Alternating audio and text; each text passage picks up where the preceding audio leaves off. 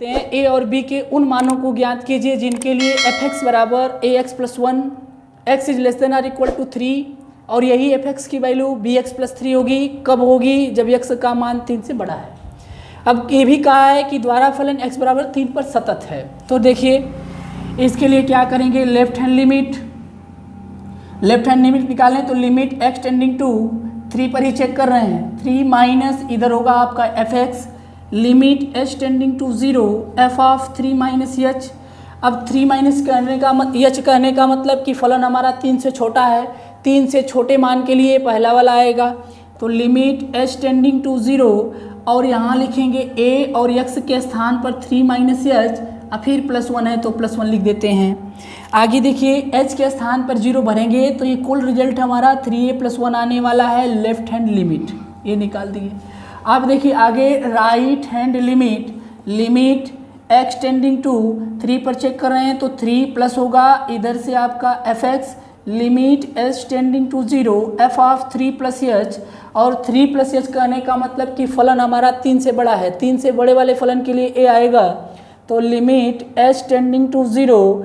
अब यहाँ लिखेंगे b और ये 3 प्लस एच, अब +3 h के स्थान पर 0 भर देंगे। एक कुल मिला के 3b + 3 आने वाला है राइट हैंड लिमिट।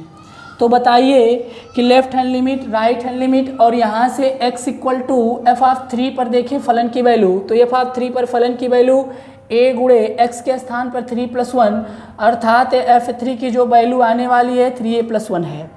प्यारे मित्रों ध्यान रहे, उस सवाल में ही कहा है कि x इक्वल टू 3 पर फलन हमारा कंटिन्यूअस है। तो left hand limit, right hand limit और फलन की वैल्यू तीनों आपस में बराबर होनी चाहिए।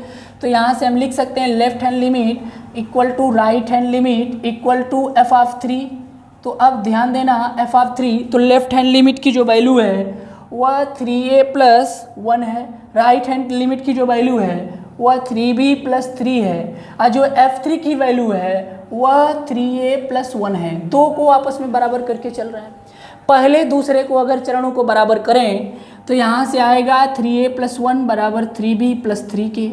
तो अब बताइए, इसे आप लोग नोट कर लीजिएगा, इसे मिटा रहे हैं, जगह का अभाव है।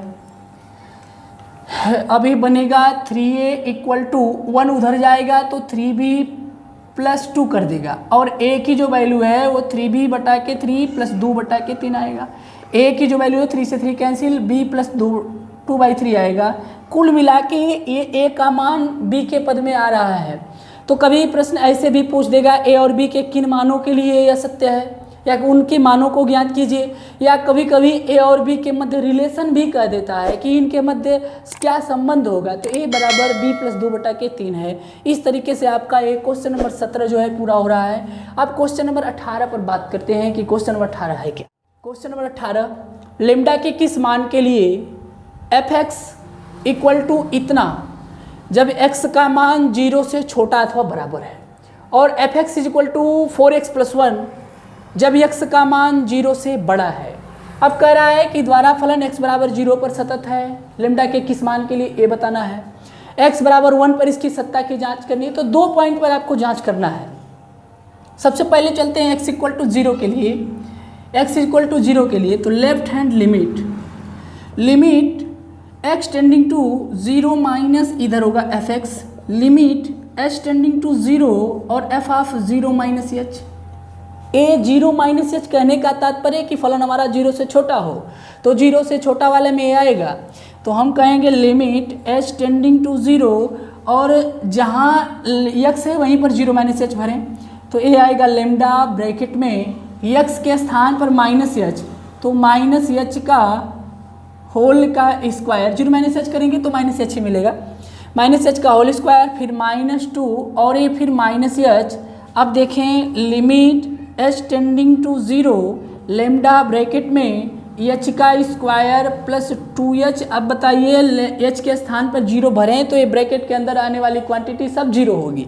तो 0 में किसी संख्या से गुणा करें, परिणाम हमारा 0 आने वाला है। ये 0 लेफ्ट हैंड लिमिट, अतः LHL की वैल्यू 0 है।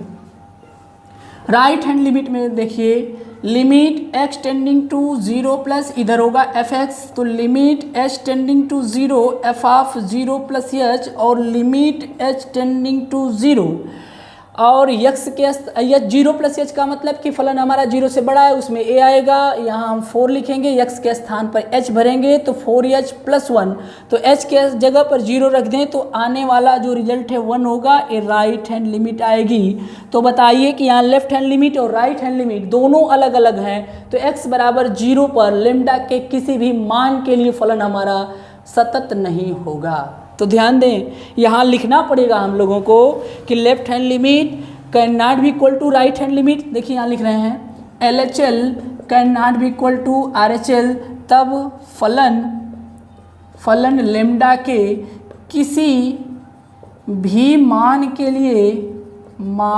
लिए असातत्य है या किसी भी मान के लिए सतत नहीं होगा। इतनी बातें हो गई। इस सवाल का आधा पार्ट कंप्लीट हुआ। आधे वाले पार्ट पर विचार करें। x इक्वल टू 1 पर भी इसकी सत्ता की जांच करने के लिए कह रहा है। इसको नोट करें, मिटा दें इसको।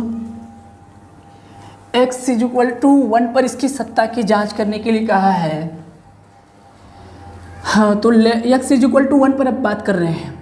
Left hand limit x tending to 1 minus इधर होगा fx, limit h tending to 0 और f ऑफ 1 माइनस h और limit h tending to 0 1 minus h करने का मतलब कि फलन हमारा 1 से भी छोटा हो।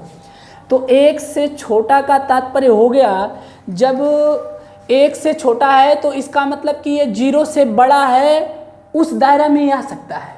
तो हम कहेंगे कि ये 0 से बड़ा है, तब 0 से जब बड़ा है तो 1 से छोटा, ये आपस में कंबाइंड हो सकते हैं। तब यहाँ हम लिखेंगे कि यह हमारा फलन मिलेगा 4 और x के स्थान पर 1 माइनस h और प्लस 1।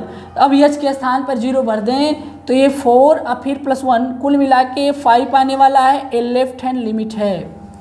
अब देखिए राइट हैंड लिमिट RHL निकाल लें तो RHL में क्या होगा, limit x tending to 0 plus और इधर होगा हमारा fx, तो limit h tending to 0 f of 0 plus h, फिर अगले वाले में limit h tending to 0 f of 0 plus h का मतलब हो गया कि फलन हमारा 0 से बड़ा है, और 0 से बड़े वाले में फिर ये आएगा।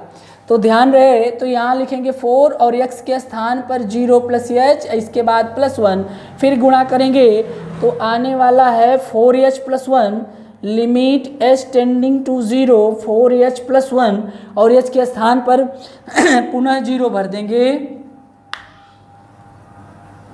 नोट कर राइट हैंड लिमिट देखें, limit x tending to 1 plus इधर चलेगा fx, लिमिट अब लगाएंगे h tending to 0 f of 1 plus h, तो लिमिट h टेंडिंग टू 0 दिया गया जो फलन है 1 से बड़ा होना चाहिए, तो 1 से बड़े वाले के दायरे में फिर ये आएगा। तो यहाँ होगा 4 और 1 प्लस h प्लस 1 के, यहाँ h के स्थान पर 0 भर देंगे तो कुल मिला के 4 और 1 मिल के 5 आ गया। तो यहाँ से राइट हैंड लिमिट की वैल्यू भी 5 आ गई। अतः LHL बराबर RHL और x इक्वल टू 1 पर, x इक्वल टू 1 पर देखें तो x इक्वल टू 1 के लिए भी यही मान्य होगा। तो 1 भी रखेंगे तो 4 एकम 4 और 1 मिल के 5 आ गया। तो अब यहाँ से f ऑफ 1 की वैल्यू भी हमें बराबर दिखाई दे रही है। तो left hand limit, right hand limit और फलन की वैल्यू तीनों आपस में बराबर है। अतः दिया गया मान जो होगा x इक्वल टू 1 पर लेमडा के सभी मानों के लिए सत्य है। ठीक है, इतना रखिए।